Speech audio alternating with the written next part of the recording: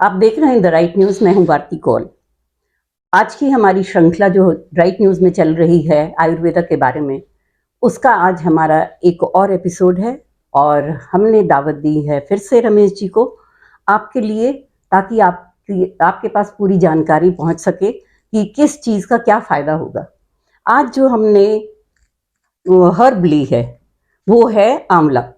आंवले के क्या बेनिफिट्स हैं और इनके, सुनिए ना रमेश जी, एक बात तो ये भी हो सकती है ना कि हम हमेशा फायदों के बारे में बातचीत करते हैं, किसी चीज़ का नुकसान भी होता है।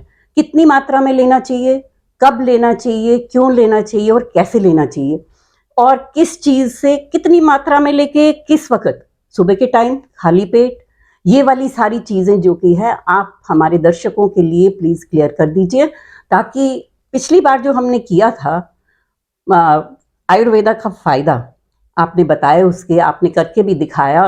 और मेरे पास एक सवाल आया था, मेरे से पूछा गया था कि ये हमें बताइएगा कि जो हम हर्ब लेते हैं उसको किस वक्त लेने से फ़ायदा होता है। खाली पेट लेना चाहिए, सुबह के टाइम लेना चाहिए, या कभी भी ले सकते हैं। तो इस पे आप ज़रा थोड़ी सी रोशनी डाल दीजिए ताकि हमारे दर्शकों को, देखने वालों को, सुनने वालों को इसके बेनिफिट्स पता लगे। सभी भारतवासियों को डॉक्टर रमेश निराश का नमन। आपने बहुत ही अच्छा प्रश्न किया। जैसे उस दिन हमने बात की, आज हम आंवला पे बात कर रहे हैं। तो वैसे तो हर चीज की जो अति होती है तो वो बिल्कुल शरीर के लिए अच्छी नहीं होती। हल्दी जैसा कोई भी गुणकारी हर्ब नहीं, लेकिन ऐसा नहीं कि हम हल्दी ज्यादा सब्जी में डालेंगे तो कड़वी हो जाती है। हाँ। इसी प्रकार ये आंवला त्रिदोष नाशक है। त्रिदोष नाशक अर्थात वात पित्त कफ तीनों का ये, तीनों के लिए इतना गुणकारी है कि जितना हम सोच भी नहीं सकते जी। और जो आपने पूछा कि कब खाना चाहिए, आयुर्वेद के जितने भी नुस्खे हैं, यहाँ ये सारा आयुर्वेद, जो भी हम घर में अपने किचन में मसाला यूज करते हैं, सारा आयुर्वेद है।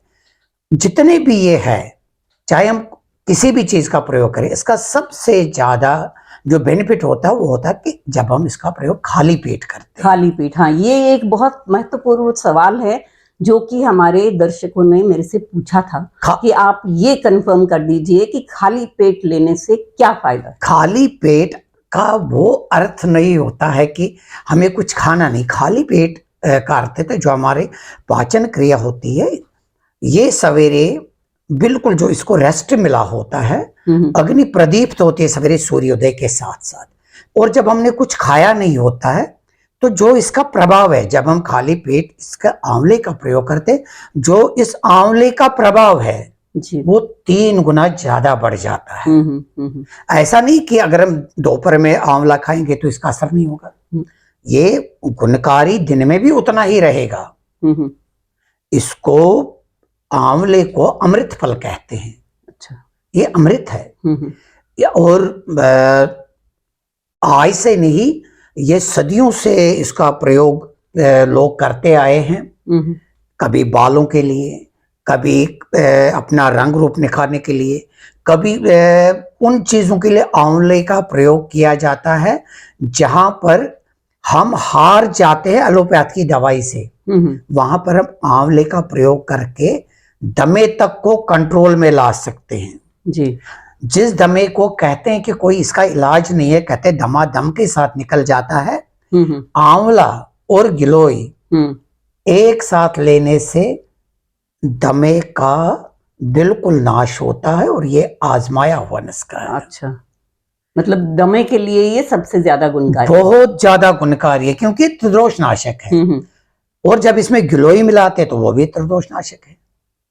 दिन में जब हम सुबह थोड़ा सा पानी लिया, अगर गुनगुना किया, ठंड है तो गुनगुना किया, नहीं तो ऐसे भी शीतल जल भी चलेगा, थोड़ा सा उसमें 2 चम्मच डाले, थोड़ा हिला दिया। नहीं, मतलब आंवले का, उसका मतलब ये हुआ कि आपका पाउडर?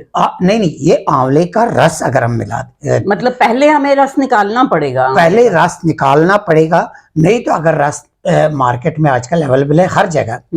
मान लीजिए अब आपके पास आंवला ही है तो वो तो फिर रस से भी ज्यादा गुणकारी है। हाँ, वो कैसे लें?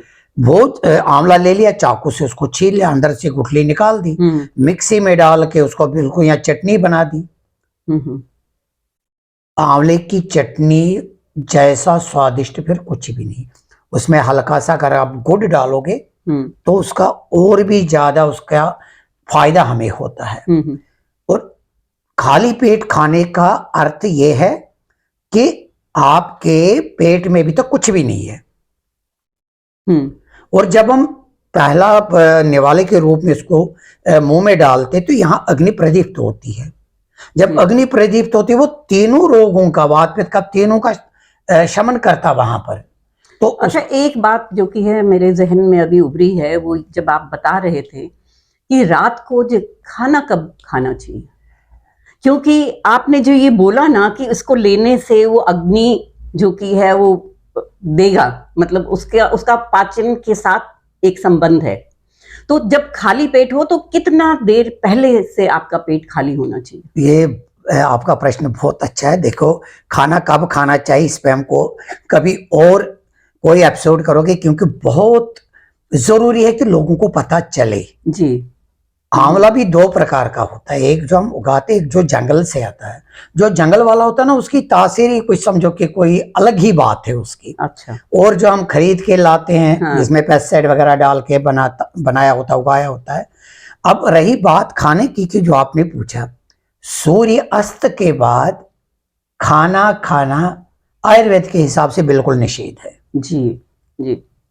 इसीलिए जब भी कभी हमारे पास कोई पेशेंट आता है तो मैं अक्सर उसको कहता, अगर आप कुछ भी नहीं कर सकते, ये मैं सभी भारतवासियों को प्रार्थना करूंगा, अगर आपके पास कोई विकल्प नहीं है और ईश्वर न करे आपको कोई ऐसी समस्या है, आप चाहते हैं कि मैं उस समस्या से बाहर आऊं, आपको कुछ नहीं करना, बस शाम के 6 से 7 तक खा लीजिए। उसके बाद सवेरे 9 बजे तक आप कुछ भी मत खाइए, जिसको हम व्रत कहते हैं। हाँ, प्यास लगेगी, पानी पी सकते हैं, ज्यादा होगा तो फ्रूट भी खा सकते हैं। कभी कभार ऐसा लगता नहीं किससे बर्दाश्त होता, लेकिन अगर वाकई में व्रत रखा जाए शाम के 6-7 से सुबह के 8-9 तक, आधे रोग समूल नष्ट वहीं पर अपने आप हो जाते हैं। क्योंकि अग्नि अंदर इसको चाहिए, अग्नि जब प्रदीप्त होती है इसको कुछ चाहिए, तो वो क्या करती है, वो उन चीजों को जला देती है जो नेगेटिव वाली है। जी। तो अब रही बात जो आपने पूछा था कि कितने देर में, इसका हमने समय जो निर्धारित किया है, जो आयुर्वेद के उसके हिसाब से निर्धारित समय तो कम से कम 45 मिनट, कम से कम की मैं बात कर रहा हूं, 45 मिनट रुकना चाहिए। अगर हम दिन में, जैसे हमने 12 या 1 बजे भोजन किया, फिर 3 बजे हमें आंवला लेना चाहिए। अच्छा।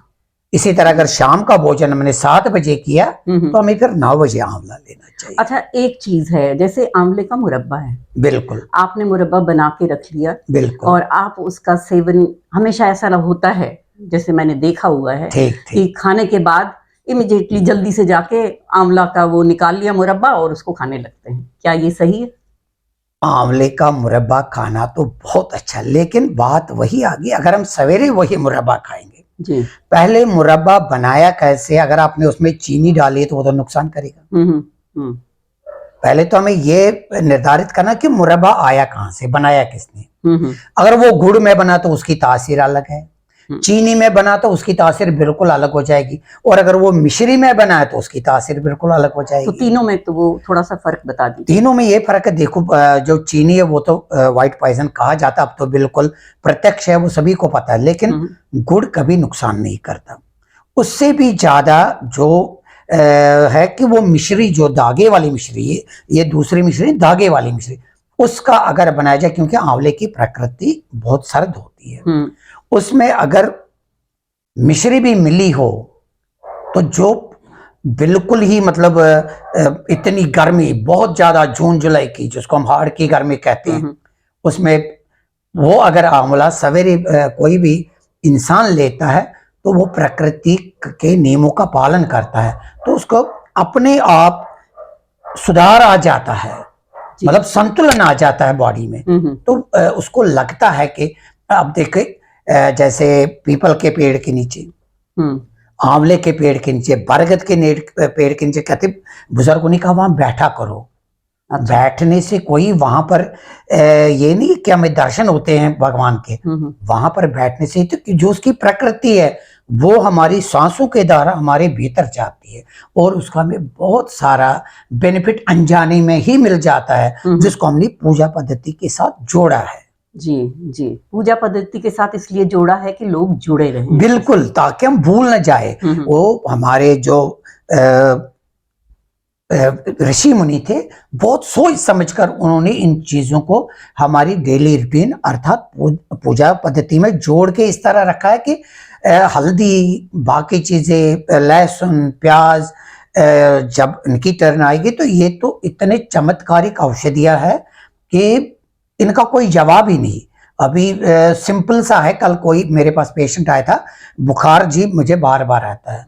अब बुखार के लिए तो हर व्यक्ति पैरासिटामोल लेता है, तो मैंने उसको अपने घर बुलाया कल। उसको गर्म पानी 40 डिग्री पानी टेम्परेचर गर्म किया और उसको कहा आधा घंटा इसमें पैर रखो।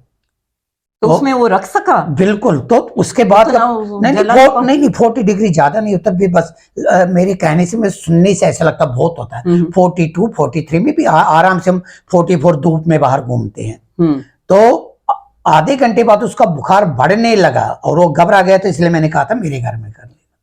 तो जब वो बैठा, जब उसके पसीने आ गए, जब वो बाहर निकला, तो आज सवेरे जब बात हुई उनसे, वो कहते सर मैं तो आज बिल्कुल ठीक हूँ। तो ये कहा भी जाता है कि लोहा लोहे को काटता है। तो इसी तरह ये जो आज जिस आंवले की हम बात कर रहे हैं, इसका अलग बीमारियों में अलग अलग प्रकार से यूज किया जाता है। आंखों के लिए कैसे यूज? आंखों के लिए तो आंवला अमृत है, अमृत है आंखों के लिए। एक वो बनती है, उस दवाई का नाम दृष्टि है, उसमें आंवला ही होता है। अच्छा। तो लेकिन वो हम घर में इस तरह नहीं बना सकते, लेकिन आंवला इस तरह हम ले सकते हैं चूरन। हालांकि आंखों के लिए अगर बनाना हो तो फिर अलग है वो, लेकिन हम इस तरह आंवले का चूरन सिंपली सुबह 1 चम्मच से थोड़ा कम, स्टार्ट में कम ही लेना चाहिए, फिर मात्रा 1.5 चम्मच तक हम बढ़ा सकते हैं। शाम को भी 1 चम्मच लेना चाहिए। 3 महीने बाद ऐनक अपने आप उतर जाता है। ये आंवले का हमारी दृष्टि के लिए इतना बड़ा सकारात्मक प्रयोग है। बहुत अच्छी बातें आप सुना रहे हैं और मुझे उम्मीद है कि हमारे दर्शक जो कि है इसका फायदा ज्यादा से ज्यादा उठा सकेंगे। और दोबारा हम आपसे फिर से एक गिलोई के बारे में बात करें। जरूर जरूर, क्योंकि आपने अभी बताया गिलोई और आंवला अगर मिक्स करके लिया जाए तो उसका बहुत ज्यादा बेनिफिट होता है। बिल्कुल बिल्कुल। तो आपका बहुत बहुत शुक्रिया हमारे यहाँ आके ये सारी बातें बताने के लिए। फिर से मिलेंगे आपसे, तब तक देखते रहिए द राइट न्यूज। नमस्कार। नमस्कार।